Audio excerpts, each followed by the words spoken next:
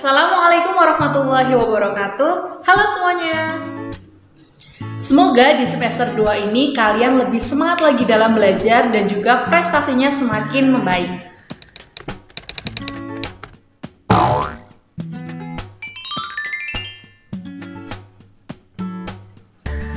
Islam mengajarkan kepada kita untuk makan secukupnya. Sepertiga untuk makanan, sepertiga untuk minuman, dan juga sepertiga untuk udara. Alasannya kenapa ya? Semua ada hubungannya dengan makanan dan juga sistem pencernaan makanan yang ada dalam tubuh kita. Akan kita bahas di video kali ini. Makanan yang dimasukkan ke dalam tubuh kita sebaiknya adalah makanan yang baik dan juga menyehatkan. Apa saja makanan yang baik dan juga menyehatkan? Yaitu adalah makanan yang harus mudah dicerna. Jadi makanan itu harus dimasak terlebih dahulu agar mudah dicerna. Kemudian higienis, artinya makanan tersebut tidak mengandung bibit penyakit ataupun zat-zat tambahan yang membahayakan kesehatan tubuh. Kemudian makanan itu juga harus mengandung zat gizi dengan jumlah yang mencukupi sesuai dengan yang diperlukan oleh tubuh kalian. Dan juga makanan harus mengandung kalori dengan jumlah yang mencukupi kebutuhan tubuh kita. Nah, apa saja zat-zat makanan yang dibutuhkan oleh tubuh kita? Yang pertama itu ada karbohidrat. Karbohidrat merupakan senyawa yang terdiri atas karbon, hidrogen, dan juga oksigen. Nah, rumus umum dari karbohidrat yaitu CN, H2N, dan ON. Karbohidrat itu dapat diklasifikasikan menjadi 3 kelompok. Yang pertama yaitu jenis monosakarida. Nah, monosakarida ini terdiri atas 1 gugus gula. Contohnya yaitu glukosa yang bisa kita temukan pada buah-buahan, kemudian fruktosa yang bisa kita temukan dalam madu ataupun buah-buahan, dan juga ada galaktosa yang tidak terdapat secara alami tetapi dihasilkan melalui proses pencernaan laktosa. Kemudian ada jenis disakarida yang terdiri atas 2 gugus gula. Contohnya yaitu sukrosa yang merupakan gabungan dari glukosa dan fruktosa yang biasanya kita temukan pada gula pasir yang kita gunakan untuk kebutuhan sehari-hari ya. Kemudian ada laktosa yang merupakan gabungan dari glukosa dan galaktosa yang bisa kita temukan dalam susu, dan juga ada maltosa yang merupakan gabungan dari 2 molekul glukosa yang ini ditemukan pada biji yang berkecambah contohnya. Dan kemudian ada juga jenis polisakarida yang terdiri atas banyak gugus gula. Contohnya adalah pati yang bisa kita temukan pada semua jenis biji-bijian ya, bisa juga pada kentang ataupun singkong. Kemudian ada glikogen juga yang bisa tersimpan pada hati dan otot hewan. Kemudian ada selulosa yang merupakan komponen dari dinding sel tumbuhan ya, dan juga dapat ditemukan pada biji-bijian juga, sayuran, dan juga buah-buahan. Nah, fungsi karbohidrat bagi tubuh kita itu apa saja? Yang pertama jelas sebagai sumber utama energi bagi tubuh kita. Nah, 1 gram dari karbohidrat itu menghasilkan sekitar 4,1 kalori. Kemudian juga sebagai pengatur metabolisme lemak yang akan mencegah terjadinya oksidasi lemak yang tidak sempurna, dan juga bisa untuk menghemat protein dan juga membantu pengeluaran feses. Nah, apabila tubuh kita itu kelebihan karbohidrat yang masuk ke dalam tubuh, maka karbohidrat itu nantinya akan dikonversi menjadi lemak sehingga tubuh akan terjadi obesitas. Nah, kalau misalkan kita kekurangan karbohidrat, misalkan dalam diet atau memang mengurangi karbohidrat, maka lemak akan diubah menjadi energi. Nah, ini yang menjadi berbahaya karena metabolisme lemak itu akan menghasilkan keton. Nah, jika produksi keton ini melebihi kecepatan pembuangannya, maka akan menyebabkan penyakit yang disebut sebagai ketosis. Zat makanan yang kedua yaitu lemak. Nah, lemak sama lipid itu bedanya apa? Kalau misalkan lipid itu meliputi senyawa-senyawa heterogen seperti lemak dan juga minyak. Nah, sumber dari lemak itu apa saja ya? Jadi lemak itu dapat bersumber dari hewani, contohnya berbagai jenis hewan, misalkan sapi, kambing, unggas ya. Bisa juga dari telur, susu, kemudian produk olahan susu, bahkan minyak ikan. Nah, kalau lemak nabati itu berasal dari tumbuh-tumbuhan, contohnya minyak zaitun, minyak kelapa sawit, minyak jagung, minyak kelapa ya.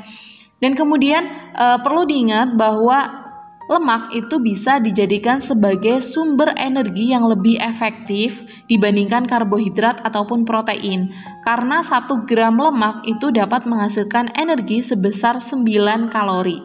Nah, fungsi yang lain itu apa saja? Yang pertama jelas sebagai perlindungan. Ya, artinya apa? Karena jaringan lemak itu ada di sekitar organ tubuh kita, maka dapat digunakan sebagai perlindungan organ tubuh dari berbagai macam benturan.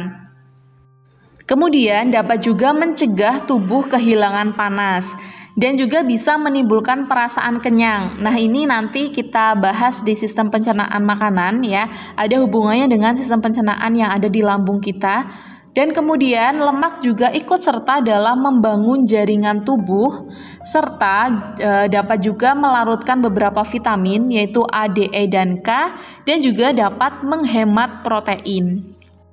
Kemudian zat makanan yang ketiga yaitu protein.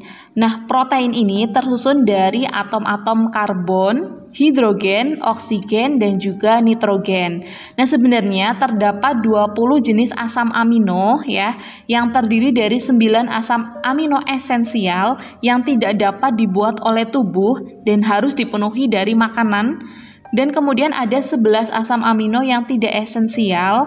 Nah, ini dapat dibuat oleh tubuh sendiri apabila tersedia nitrogen yang cukup. Nah, sebenarnya protein itu berasal dari apa saja ya, jelas bisa dari bahan makanan baik itu hewani maupun nabati. Contohnya apa saja? Misalkan daging ya. Daging yang berwarna merah seperti daging sapi, kambing atau kerbau. Kemudian juga ada ikan, daging unggas, telur, susu, dan keju ya.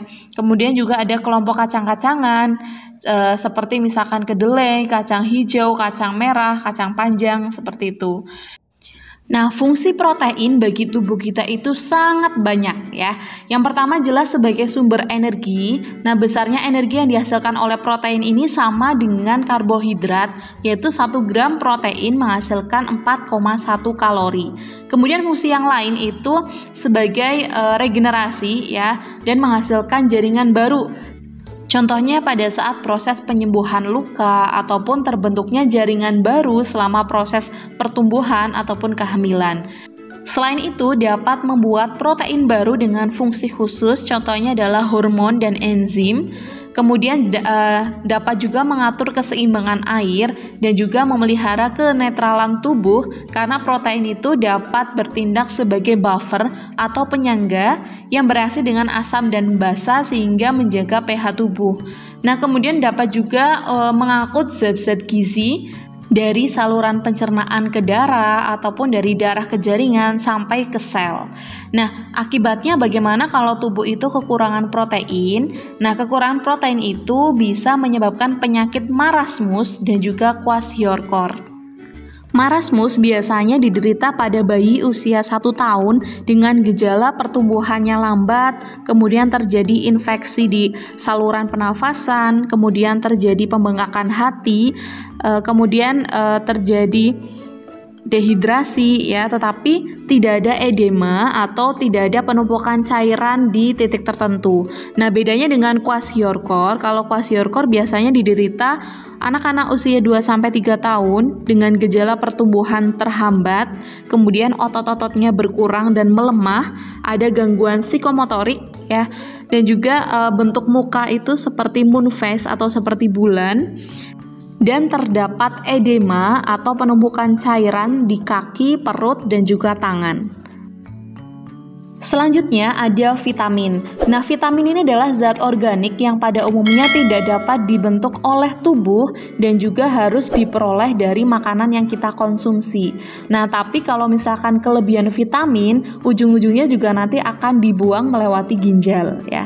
Nah, kalau misalkan tubuh kekurangan vitamin, itu nanti akan menyebabkan penyakit yang disebut sebagai avitaminosis.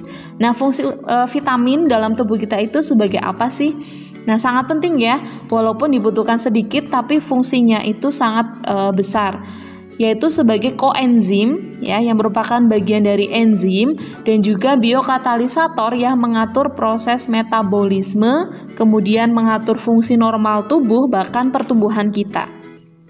Nah, vitamin itu dikelompokkan menjadi 2 golongan, yaitu vitamin yang larut dalam air, contohnya adalah vitamin B kompleks ya, ada banyak sekali vitamin B, kemudian ada vitamin H dan juga vitamin C. Selain itu ada vitamin yang larut dalam lemak atau minyak, yaitu vitamin A, D, E, dan K. Nah, untuk sumber-sumbernya, kemudian kelebihan kekurangan jika mengkonsumsi vitamin tersebut bisa kalian baca di buku paket kalian ya. Dan yang terakhir ada mineral. Nah, mineral ini berfungsi sebagai zat pembangun dan juga pengatur dalam pemeliharaan fungsi tubuh secara keseluruhan. Nah, ada mineral yang diperlukan tubuh dalam jumlah yang banyak. Contohnya seperti natrium, klorin, kalium, kalsium, fosfor, magnesium, dan juga sulfur. Ada juga yang diperlukan tubuh dalam jumlah yang sedikit. Contohnya ada ferum, zinc, iodin, selenium, mangan, fluor, cuprum, kromium, molybdenum, dan juga kobalt. Oh ya, ada satu lagi yang sangat dibutuhkan oleh tubuh kita, yaitu air. Nah, tubuh kita itu sebagian besar tersusun dari air. Sebenarnya untuk aturan populer seperti minum air putih 8 gelas per hari itu tidak memiliki bukti ilmiah yang kuat ya. Tetapi secara ilmiah, menurut penelitian, tubuh kita membutuhkan 2,7 liter per hari air putih bagi wanita, sementara itu bagi pria membutuhkan 3,7 liter air putih per hari. Jadi banyak-banyak minum air putih ya. Nah, fungsi air bagi tubuh itu sangat banyak ya. Contohnya, air itu dapat melarutkan dan juga mengangkut zat-zat gizi seperti vitamin, karbohidrat, asam lemak ya, bahkan sisa-sisa metabolisme. Dapat juga sebagai katalisator, kemudian sebagai pelumas dalam persendian, mengatur suhu tubuh kita, dan juga melindungi organ-organ tubuh kita.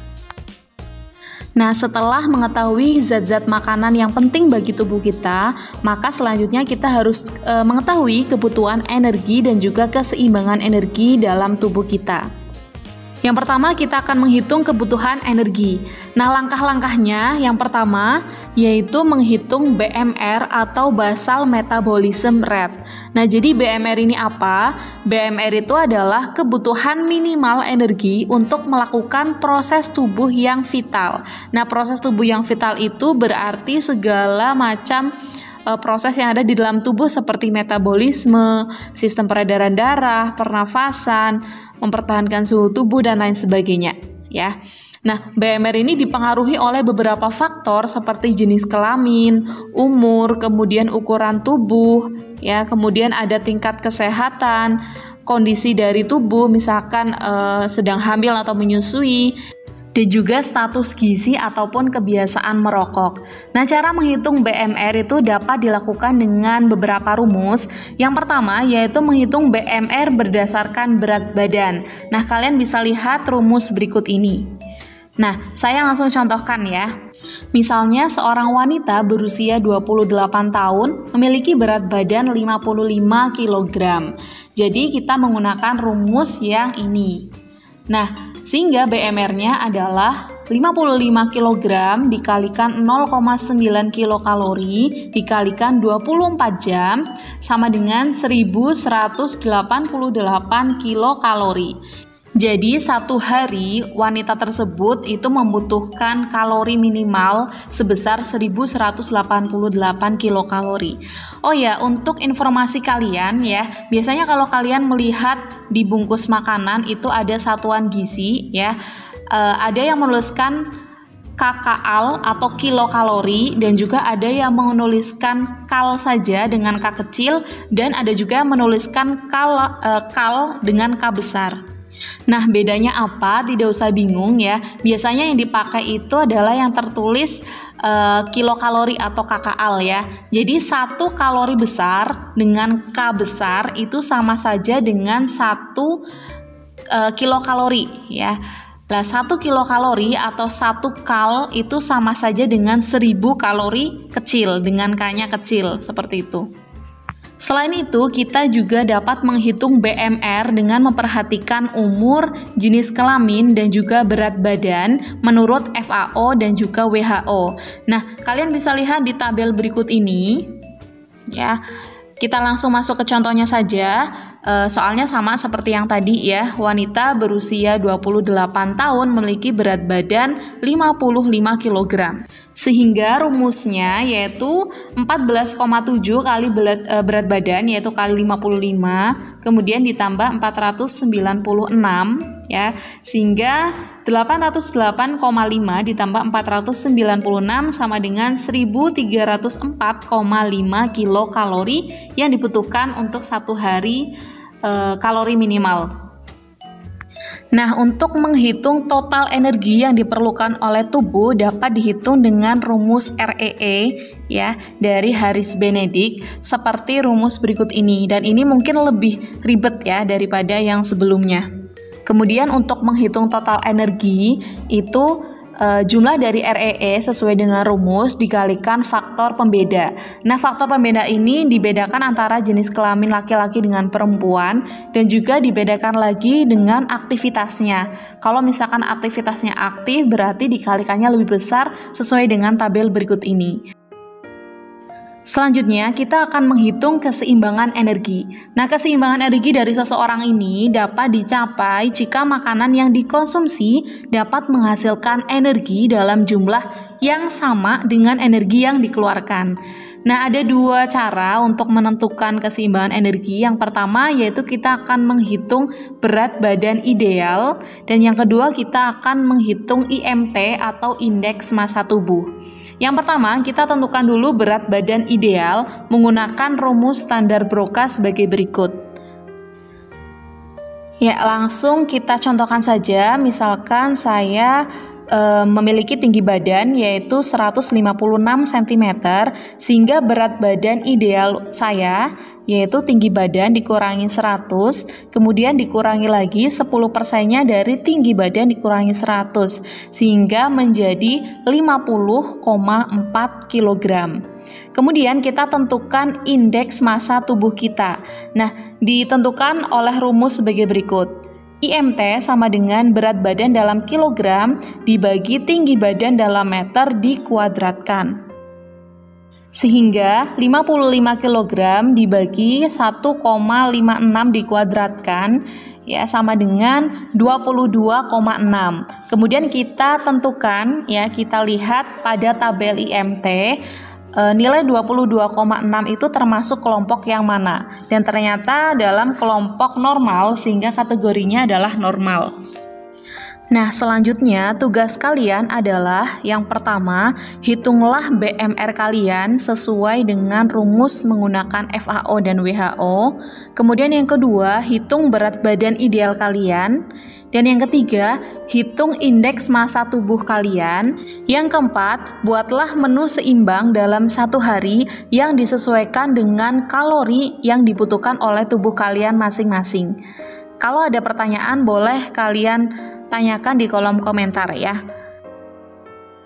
Terima kasih yang sudah menyimak video ini. Kita lanjutkan lagi untuk pertemuan selanjutnya yang akan membahas sistem pencernaan makanan. Sampai jumpa di video selanjutnya. Wassalamualaikum warahmatullahi wabarakatuh.